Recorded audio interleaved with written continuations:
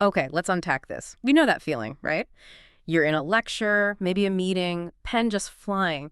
You're sure you're getting every single vital point. Well, And then later you look back and it's just, I don't know, like a Jackson Pollock painting of half thoughts. yeah, I know exactly what you mean. It's surprisingly common. You were there, you tried, but the key stuff just seems to have evaporated into the scribbles. It really does. And no matter how sharp you are, the sheer amount of information, especially if you're dealing with it in English, maybe not your first language, Yeah.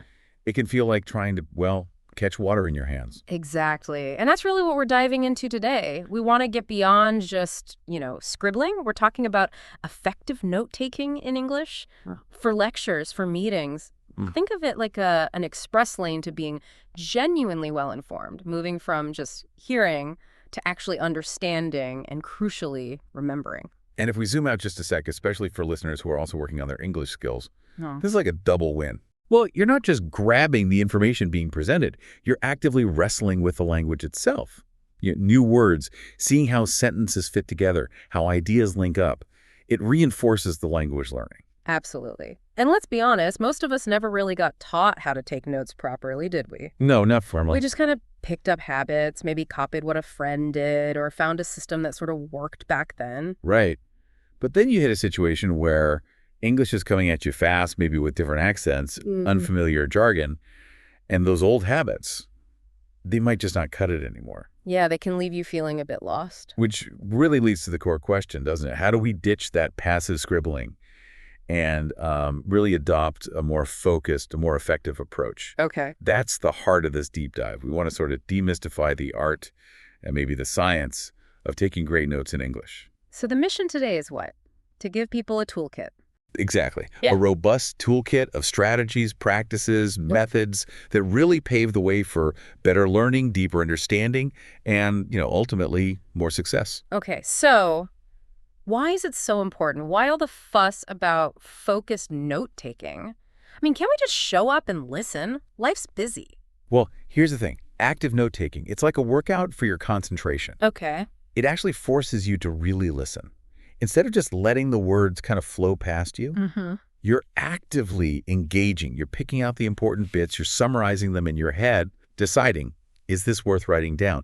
That level of engagement, it keeps you focused. It helps block out distractions. That makes a lot of sense. It's like you're constantly filtering and processing as it comes in. Precisely. And that active processing, it's absolutely crucial for understanding. You can't really note something down effectively if you don't grasp it, at least, on some level. Right. You're essentially translating what you hear into your own shorter version. That requires mental organization right there and then. So it's not just about having a record for later. It's actually helping me understand it better in the moment. Exactly right. And get this, there's something called the encoding hypothesis. Yeah. The actual physical act of writing things down, especially if you rephrase it, it strengthens the neural pathways connected to that information. Think of it like physically walking a path versus just seeing it on a map. You remember the walk better. Interesting. So my messy handwriting might actually be doing more for my brain than I realized. It's less about the neatness, maybe, and more about the mental effort involved in the writing itself. Got it. And then there's the flip side, the external storage hypothesis. Basically, our short-term memory. It's limited, can only hold so much. Tell me about it. So notes become like an external hard drive for all those complex ideas, those detailed instructions, long explanations. Yeah. Stuff we just can't possibly keep juggling our heads all at once. Okay, that's definitely a relief when you're facing a ton of new info. Absolutely. And here's another interesting point. The act of taking notes. It can actually shine a spotlight on what you don't understand. How does that work? Well, if you find yourself really struggling to summarize a point, or you can't quite figure out how to phrase a question about it in your notes. Okay. That's a pretty clear signal, isn't it? You've hit a gap in your understanding that needs looking at later. That's a really useful way to frame it. The struggle itself is feedback. It is. And having decent, well-organized notes makes it so much easier to ask good questions later or participate in a discussion. Right, you can find the point you were wondering about. Exactly. You can quickly refer back, pinpoint where you got confused, or call a detail someone mentioned earlier. It empowers you to be more involved. And finally, just thinking about structure. Effective methods help you organize things and see the connections. The main themes versus the supporting details. It helps you grasp the bigger picture, not just the individual trees. Okay, these cognitive benefits really make sense. But what about the specific payoff for English language learners? You mentioned that briefly. Yeah, the benefits there are, I'd say, amplified. Mm-hmm. Taking notes immerses you in new vocabulary right there in context. Okay. And seeing how ideas are linked with transition words, the grammar, Mm-hmm. it reinforces those language patterns. It's real-time practice in processing spoken English. Which can be tough. It can be, definitely. But while it might feel challenging in the moment, having those good notes actually reduces the mental load later when you're trying to recall stuff in a language that isn't your first. That dual benefit is huge. It's learning the subject and boosting your English simultaneously. Okay, so we get why it's so important. Now, how do we actually set ourselves up for success before the lecture or meeting even begins? Preparation. Preparation, it's absolutely key. It's like getting your mise en place ready before you cook, right? Good analogy. The better prepped you are, the smoother it goes. Yeah. So first thing, understand your purpose. Why are you actually in this session? What do you need to get out of it? Okay, so for a lecture, am I trying to grasp main theories for an exam, or am I looking for specific data points for a paper? Precisely. Knowing your objective helps you filter what to focus on. And same for a meeting. Is it about making decisions, sharing updates, solving a specific problem? Understanding the goal helps you listen for those key outcomes, or the action items, or the crucial discussion points. Right. Have a clear goal. What's next for prep? Pre-reading, or doing a bit of background research if you can. It makes a massive difference. How so? Well, for lectures, skim the readings, look over old notes, check the syllabus, look up unfamiliar terms. If slides are available beforehand, glance through them. Get a feel for the structure. Okay. For meetings, definitely read the agenda, any supporting docs. Understand your role. What might you need to contribute? Yeah. Having that background knowledge lets you anticipate points, anticipate vocabulary. So a little homework pays off big time. What about the actual physical tools? Pens, paper, laptops? Essentials. If you're going analog, make sure you have enough paper, a couple of reliable pens, maybe different colors that can be useful, perhaps highlighters. Okay. Going digital, laptop or tablet fully charged, got the software ready, word processor, note-taking app, whatever you use. And crucially, Let me guess. The charger. always remember the charger. Classic mistake, right? Bring him in there. Anything else on the materials list? Maybe some water, reading glasses if you need them. Headphones can sometimes help with focus, especially if you're remote. And just have a rough idea before you start which note-taking method you think might fit the situation. We'll dig into those methods soon. So you're walking with a basic plan, not just winging it. Exactly. And we shouldn't forget the mental and physical prep, too. Try to minimize distractions beforehand. Phone on silent. Get decent sleep if you can. Approach it with a positive, curious mindset. And physically, position yourself well. Sit where you can see and hear clearly. Good lighting, comfortable chair if possible. Have all your stuff organized, easy to reach. It sounds like being really intentional about prep just clears the mental decks so you can focus during the actual session. That's exactly it. It frees up your mental bandwidth for the main event. Listening, understanding, making sense of it all. Which leads us neatly into active listening. Okay, active listening, we all hear things, obviously, but what makes listening active? That's the key distinction, isn't it? Hearing is passive. It just happens. Active listening is a conscious, focused effort to truly understand the message. Right. It's not just sounds hitting your ears. It means being fully present, really engaged, actively tuning out those internal distractions, your mind wandering off. Guilty. And the external ones too, like phone notifications. Making eye contact when it's appropriate, that also helps keep you locked in. So it's a deliberate choice, being fully present. It really is. And a huge part of active listening is zeroing in on the main ideas. Don't get lost trying to capture every single word. Easier said than done sometimes. I know, but try to listen for the core concepts, the main arguments, the key takeaways the speaker's trying to land. Pay special attention to intros and conclusions. They often hold the biggest clues. Okay, focus on the big picture as I listen. Correct. And then, once you've got a handle on the main idea, listen for the supporting details, the evidence, the examples, the explanations that back it up. But be discerning. Separate the crucial support from the, tangents or side stories. Right, the scaffolding that holds up the main point. Precisely. Another vital thing is listening for structure and what we call signposting language. Signposting. Yeah, speakers often drop verbal cues about how their talk is organized. Words like firstly, secondly, in contrast, therefore, to sum up. Ah, those little verbal road signs. Exactly. Paying attention to those signposts, words, signaling sequence, emphasis, examples, contrast, cause-effect, conclusions, helps you follow their logic and structure your notes more effectively. Try to anticipate what might come next, based on the intro or the structure they've signaled. Like mentally sketching out the presentation as it goes. Yes. And periodically, just take a quick mental pause. Summarize what you've just heard in your own words very briefly. It checks your understanding and preps you to jot down a concise note. Listen with an open mind, too, even if you disagree. Your first job is to capture their point accurately. And don't forget, nonverbal cues, tone, expression, gestures, they add meaning. It's really about engaging everything, isn't it? It is. And finally, if something's really unclear and important, ask for clarification. Q&A time, or maybe during a pause in a smaller meeting. Just figuring out how to ask the question helps you process it too. Active listening. It transforms note-taking from just transcribing to real engagement and understanding. Okay, so we're actively listening, we're prepped, we're ready to capture info. Now let's get into the nitty-gritty, the actual methods. There seem to be quite a few out there. There are. It's a fascinating toolkit, really. And the truth is, no single method is the silver bullet for every single situation. Right. The best one. It really depends on the content, the structure of the talk, your own learning style. What just clicks for you? Let's start with the most basic one. Linear notes. Linear notes, yeah, that sounds like what most people probably do by default, just writing stuff down as you hear it. That's pretty much it. Writing information sequentially, often in sentences or phrases, kind of creating paragraphs of text. Okay, pros and cons. Well, the pro is it's simple, it's intuitive, you can capture a lot of detail if you write fast.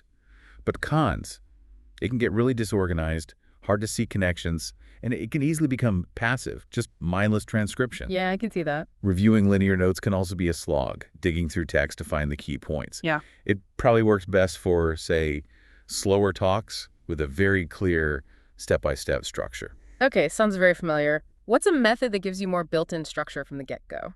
That would probably be the outline method. This uses hierarchy, indentation, maybe numbers or letters, to show main topics, subtopics, specific details. Ah, like a formal outline. Exactly. It clearly shows the structure of the information, how points relate. That makes reviewing and studying much easier. Makes sense. Downside. The challenge is identifying that structure while you're listening, which can be tricky if the speaker jumps around a bit. And it can feel a bit rigid for, say, a more conversational discussion or brainstorm. Yeah. Best for really well-structured lectures. Okay, I can see that being great for a really organized speaker. What about something different? I keep hearing about the Cornell Method. Ah, Cornell. Yeah. Yes, it's a very popular and systematic approach. Really versatile. How does it work? Okay, so you divide your page into 3 distinct sections. A big main column on the right, that's for your actual notes during the session. Then a narrower cue column on the left, and finally a summary section across the bottom. Right, 3 parts. During the lecture or meeting, you take your notes in that main right-hand column, using whatever style feels natural within that space. Could be linear, could be short phrases. Then, the crucial part happens after. Soon after, you review those notes, and in the left-hand cue column, you jot down keywords or questions or little prompts that correspond to the notes next to them. Well, like retrieval cues. Exactly. And finally, you synthesize the main points of that entire page into a concise summary in the bottom section. So it's deliberately building in review and recall right into the method. Precisely. It forces organization, it prompts active recall with the cues, and it pushes for deeper processing through writing the summary. It basically turns your notes into a powerful study tool. Wow. It does take a little setting up, and you need that post-session time commitment, but it's fantastic for lectures. You can even adapt it for meetings, use a cue column for action items or key decisions. That sounds incredibly effective for really embedding the learning. What if someone's more visual? I know people love mind mapping. Mind mapping, yes, a very different beast. Highly visual. You start with a central topic right in the middle of the page, and then you branch out with related ideas. You use keywords, short phrases, maybe little drawings or symbols, colors, showing connections in a non-linear kind of radial way. So like a spider diagram. Sort of, yeah. Yeah. It's very engaging, especially if you think visually. Great for seeing relationships between concepts, getting that big picture overview. It's flexible, creative. but it might not capture as much specific detail as, say, linear or outline notes. And it can get a bit visually cluttered if you're not careful. Best uses. Brainstorming, definitely. Exploring complex topics where connections are key. Visualizing systems. I can see that being really helpful for complex stuff. What about taking the visual thing even further? Sketchnoting. Sketchnoting, yeah. That blends handwriting with drawings, symbols, maybe fancy lettering, shapes, arrows. Visual elements to represent ideas. Do you need to be an artist? Not at all. The goal isn't fine art, it's representing ideas visually for you. It's super engaging because you're using both the verbal and visual parts of your brain, which can really boost memory. It forces synthesis, getting to the core idea to draw it. Sounds fun, actually. It can be, but it can also be slower than just writing text. And you need to be willing to, just draw, even if it's simple stick figures or boxes. Great for very visual presentations or creative sessions. Okay, so it's a really personal, memorable way to capture things. We've got linear, outline, Cornell, mind mapping, sketchnoting. Is there another main one? One more worth mentioning is the charting method, sometimes called matrix notes. Charting, like a table. Exactly. You set up columns based on predefined categories relevant to the topic. It's fantastic for comparing multiple things across different features or tracking recurring themes. How does that work in practice? You basically create a table grid. Yeah. Column headings are your categories, maybe different theories or different products of different time periods. As the speaker discusses info related to a category, you jot it down in the right cell. Ah, very organized for comparisons. Super organized for that, makes it easy to see patterns. The catch is you often need to know or anticipate the main categories beforehand, which isn't always possible. Best use cases are definitely comparative content, tracking specific themes across a talk, or maybe lectures with a very predictable structure. Wow, okay. So quite a range of tools in the toolkit. It really sounds like the trick is matching the method to the moment and to yourself. That's exactly it. And don't be afraid to play around, experiment. You might even find you like mixing elements, maybe Cornell notes in the main column, but a small mind map in the summary section. Find what clicks. Okay, so we've chosen a method or maybe a mix. What are some fundamental techniques that boost effectiveness no matter which method we're using? The real core skills. Great question. These are the things that underpin good note-taking across the board.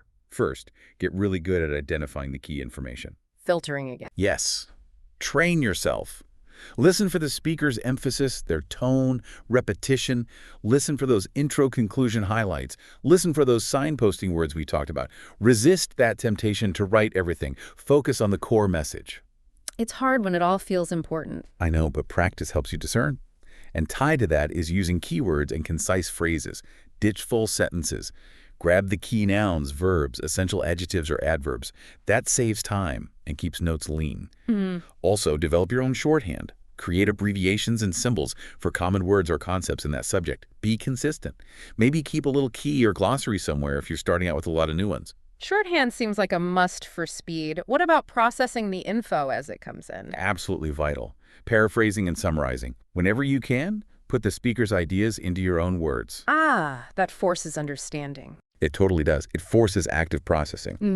Way better for retention than just transcribing. And think about formatting for clarity later. Use headings, use bullet points, use indentation. Leave plenty of white space. Don't cram everything together. Makes it easier on the eyes later. Definitely. Maybe use a bit of color coding or underline key terms. Visual structure helps. And always leave some blank space as you go. For adding things later, clarifying points, jotting down questions that pop up during a review. Good tips. Speaking of questions, make a habit of noting them down as they occur. Maybe a specific symbol, like a circled question mark. And particularly in meetings, try to know who said what, especially for key decisions or action items. Attribution matters there. Right.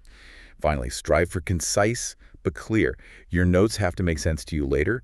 Even with abbreviations, make sure you'll know what they meant. And through it all, stay engaged. Keep actively listening. So it's this blend of efficient capture and thoughtful processing.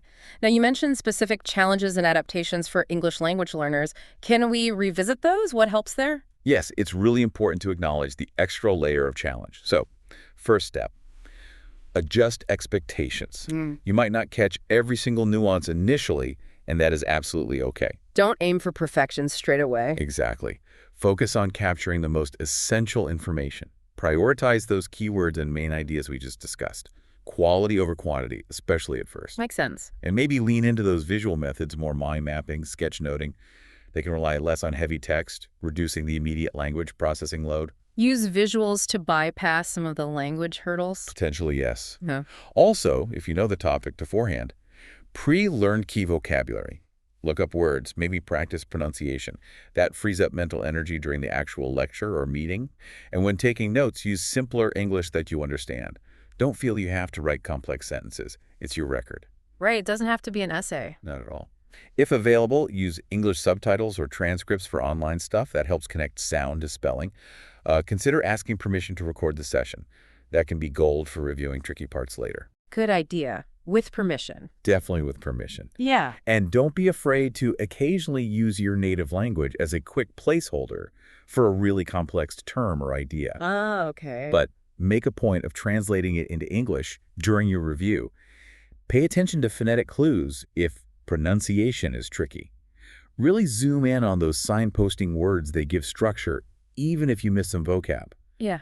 And just practice. Practice with real English materials. Build that listening stamina and processing speed. It sounds like it's about smart strategies to manage that extra cognitive load while still getting the core information down effectively. That's a great way to put it. It's about managing the load smartly. Now, shall we think about how note-taking might shift between, say, a lecture versus a meeting? Yeah, that's a good distinction. The purpose is often different, so the notes should reflect that, right? Absolutely. In lectures, your main goal is usually understanding and remembering information. For learning, for exams, for papers. So your focus will be on things like core concepts, theories, arguments, the evidence supporting them, key examples, maybe important references mentioned, and any questions the lecturer raises or areas they flag as complex. The overall structure of the lecture itself is also worth noting, and afterwards. Those notes are your study foundation. So much more focused on the academic content, the deep understanding. What about meetings then? Meetings often have a different primary goal. It's frequently about tracking decisions, assigning actions, making sure everyone's on the same page for follow-up.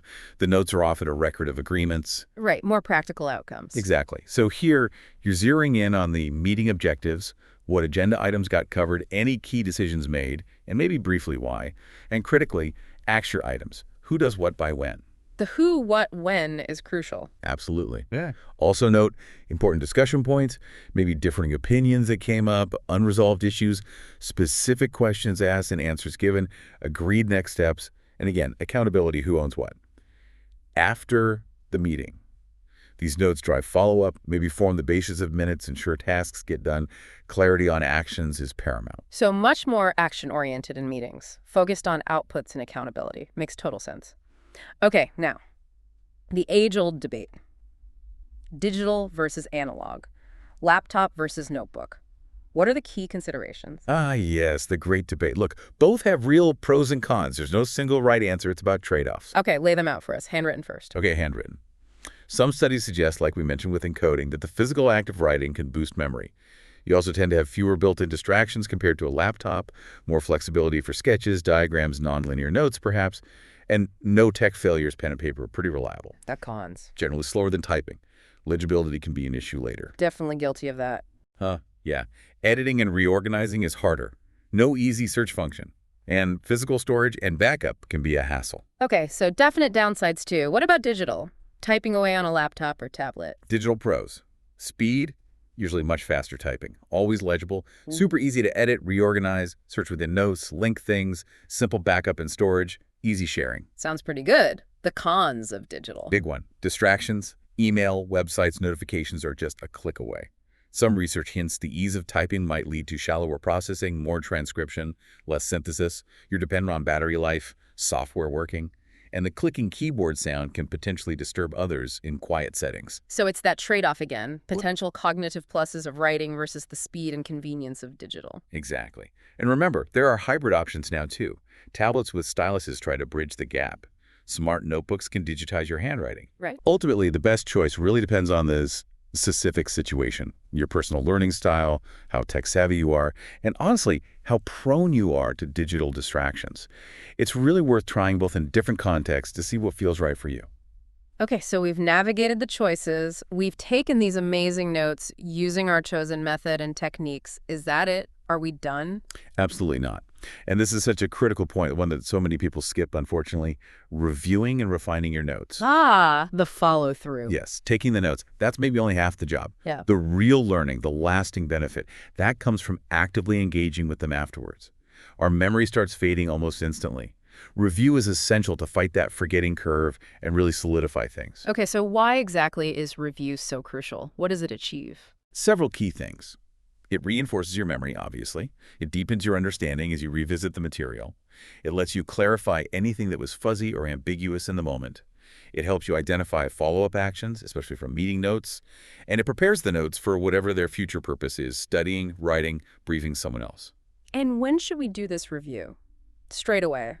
Days later? Ideally, as soon as possible after the session. Definitely within 24 hours. Why so soon?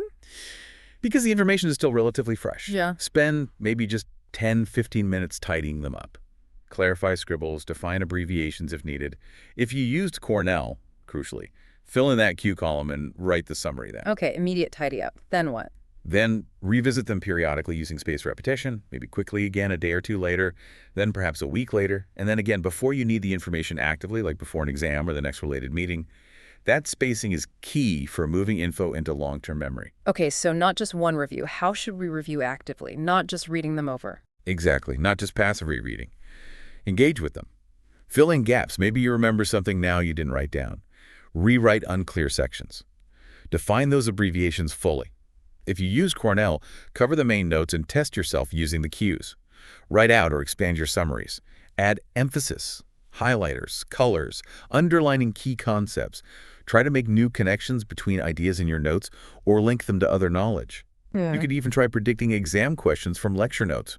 For meeting notes, actively check off completed action items. Maybe even synthesize or reformat your raw notes into a cleaner outline or summary document, especially if you're prepping for something big. Wow, it sounds like the review stage really transforms the notes from a static record into a dynamic learning tool. That's precisely it.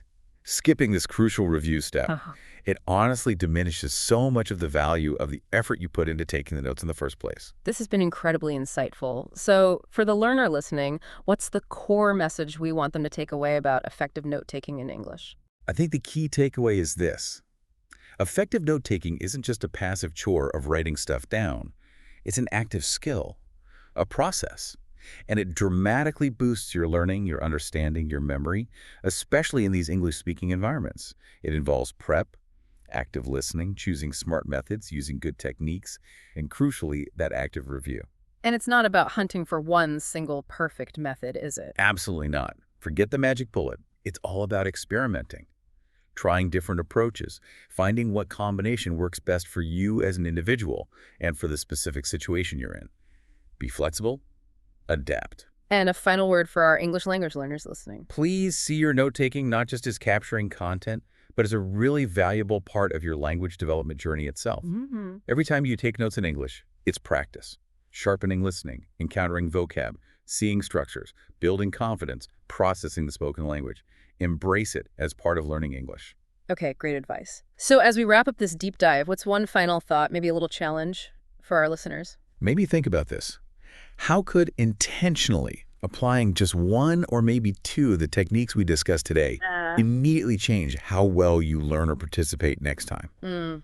Which method or specific technique, maybe using cues or focusing on keywords or trying mind mapping, which one sparked your curiosity the most? Why? I'd really encourage everyone to stop seeing note-taking as just a task. Yeah. And start seeing it as a powerful key to unlocking deeper understanding, better retention, and ultimately achieving greater success, whatever your goals are.